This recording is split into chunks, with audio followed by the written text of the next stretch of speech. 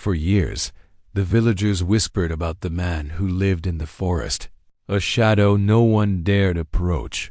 But when a lost bride stumbles into his hidden trap, fear and curiosity collide, and the forest holds its breath.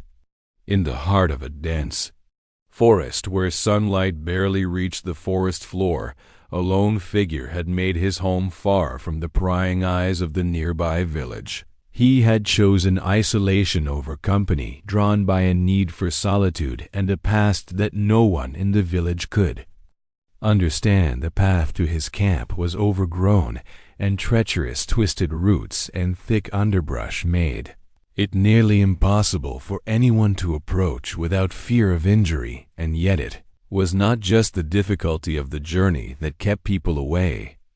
It was the stories whispered in hushed tones at the market and in homes, tales of a man who had vanished from society and returned with a fire in his eyes and a presence that made groan men shiver when he was mentioned. Children were warned to never wander too far from their homes, and travelers took long detours to avoid the forest that held his camp. Some claimed to have seen smoke rising from a distant clearing late at night. Others spoke of eerie lights flickering through the trees. At times, the sounds of drums or chants were said to echo faintly on windless evenings, though no one could be certain if these things were real or imagined. Fear had taken on a life of its own, growing with every retelling of the man and his haunted dwelling. And yet, despite the village's terror, the recluse himself did not concern himself with them. He moved silently through the forest, setting traps for animals not humans, sharpening tools, and arranging his modest camp with meticulous care. His fire burned steadily, providing warmth and light, and he watched the flames as if they told stories of their own. He remembered a time when he had been part of the world, when he had smiled and spoken to others, but the betrayals and misunderstandings had built a wall around him stronger than any physical barrier. The forest became his sanctuary and his prison. The trees were companions, the wind a confidant, and the animals familiar friends who did not judge or betray. The solitude suited him, though at times a deep longing gnawed at the edges of his mind. He had learned to quiet it, to accept that the world outside had nothing to offer him now except intrusion and risk of pain. The moss-covered stones of the clearing in which he lived were cold underfoot, yet comforting in their permanence, and the rhythmic sound of a nearby stream lulled him into a meditative state. Each day was marked by routines he had created to survive, and to remain undisturbed he hunted, gathered, and maintained his camp with precision, every movement deliberate, every sound calculated to avoid drawing attention to himself. The occasional footprints left in soft soil were erased by wind or rain, leaving no trace of his presence. Yet the stories in the village grew with each passing year. No one dared approach, no one sought to understand him. The mystery only deepened. He became a shadow in the minds of others, a cautionary tale and a figure of fascination all at once. His solitude was complete, and yet the forest seemed to breathe with him, responding to his moods, the leaves rustling when he passed, the birds adjusting their songs according to his presence. It was a life devoid of human contact, but not of experience or reflection. Each night, as the fire crackled, he contemplated the choices that had led him here, the joys and the losses, the betrayals that had carved their mark upon his heart. And while he sometimes allowed a fleeting wish for connection to surface, he always pushed it down, reminding himself that the world beyond the forest was not meant for him, that he was better off unseen and unknown, that the fear and respect of others were shields that allowed him to exist peacefully in his chosen exile. He lived fully within the confines of his camp, immersed in the simplicity and harshness of nature alone, yet deeply aware of every sound every movement, every shift in the light. And the seasons passed in quiet routine, and the years layered over one another, creating a sense of timelessness, a continuity that no human interaction could disrupt. He was part of the forest as much as it was part of him, and in that connection he found a strange kind of fulfillment, a harmony with isolation that he had never imagined. He could achieve the forest, had never felt more alive than on that day when the wind carried a scent unfamiliar to the recluse, a scent of humans, but not threatening or careless. It was delicate, anxious, and almost sorrowful, and he sensed the approach. Long before she appeared, moving silently through the underbrush, she stumbled over roots and rocks, her white dress torn and soiled by the journey, her hair clinging to her face with sweat and tears, her eyes wide and fearful, yet searching for something or someone she did not know. She had wandered far from the familiar roads and paths, leaving behind the comfort of her home and the clamor of the wedding preparations. She had fled in haste, perhaps from a future she did not want, or perhaps from the chaos of chance, and she had no idea that the forest could be so merciless or so entrancing. Her breaths came in shallow gasps, and her heart pounded in time with the rustling leaves around her. She did not hear the subtle movements that had always been the recluse's signature. He watched from a distance, intrigued and cautious, assessing whether she was danger or simply lost. She paused beside a fallen log, trying to catch her breath, the sunlight breaking through the canopy illuminated her face, and he noticed the fear but also the resilience within her eyes. The forest held its breath, waiting for the next moment for the story to unfold. She moved forward, unaware that her steps were leading her closer to the center of his domain, the clearing where the fire burned and the carefully arranged traps lay hidden beneath leaves and shadows. She did not notice the subtle signs the recluse had left in his careful manner of life, the small markers that warned intruders, but she was not an intruder in his mind, yet she did not belong either, and the moment of inevitability approached as she stepped over a root and fell into a shallow pit, cleverly disguised to catch unwary animals, or perhaps the rare careless human he had set the trap, not expecting anyone to come close for years, and now it held her in its confines. The sudden shock of the fall made her cry out, her voice echoing through the trees, a sound both alarming and melodic in its innocence. He moved closer cautiously, intrigued by the way she struggled, yet did not panic completely. There was a spark in her resistance, something he had not felt in years. Curiosity mixed with caution drove him forward. She looked up at him, eyes wide with a mixture of terror and awe, and in that instant the recluse saw not just fear, but a reflection of his own isolation and a fragment of longing that he had buried deep within his heart.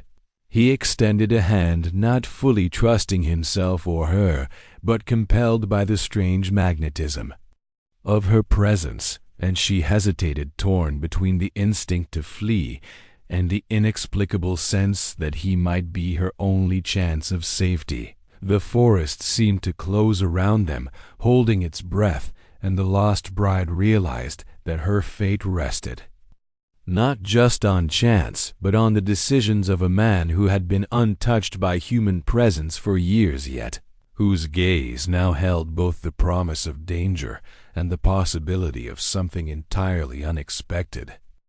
The moment she landed in the pit, the recluse crouched at the edge, observing her every movement, calculating whether she was strong enough to escape or fragile enough to frighten easily. He could see the dirt smudged on her skin and the tears streaking her face, and yet there was something in the way she held herself upright, even in fear, that sparked a strange admiration in him. He had not seen a human behave with such raw vulnerability and yet a quiet defiance in years he had only watched from a distance the life of the forest and the occasional traveler who dared stray too far. But this was different. She was not just a wanderer. She was lost and alive and desperate for help, and the forest seemed to acknowledge her presence as the wind whispered through the trees, leaves rustled in a soft chorus, and distant birds fell silent for a moment as if waiting for what was to come. He finally reached down, extending a hand with a hesitancy born of long years of solitude and experience. She hesitated, her mind racing through warnings and instincts trained to distrust strangers, but the intensity in his gaze told her he was no ordinary man. He was both danger and salvation, and something about him compelled her to take the hand he pulled her slowly from the pit, helping her regain her footing, and she staggered back a few steps, but did not fall, her chest heaving with exertion and relief. She looked at him fully now and saw not a monster or villain, but a complex figure shaped by years of isolation and shadowed by a past she could only guess as she spoke finally, her voice shaky yet determined, asking why he lived here alone, why he trapped the forest, and why no one dared approach him.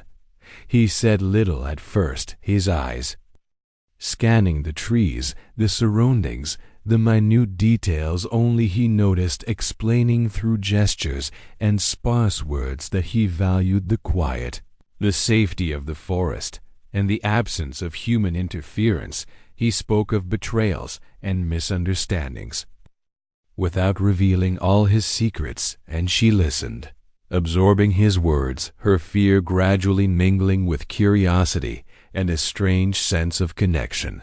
The tension remained thick between them, a mixture of distrust and fascination. The recluse studied her movements, noting the way she balanced fear with courage, and she studied him, seeing the strength in his solitude and the layers of emotion carefully hidden beneath his stern exterior.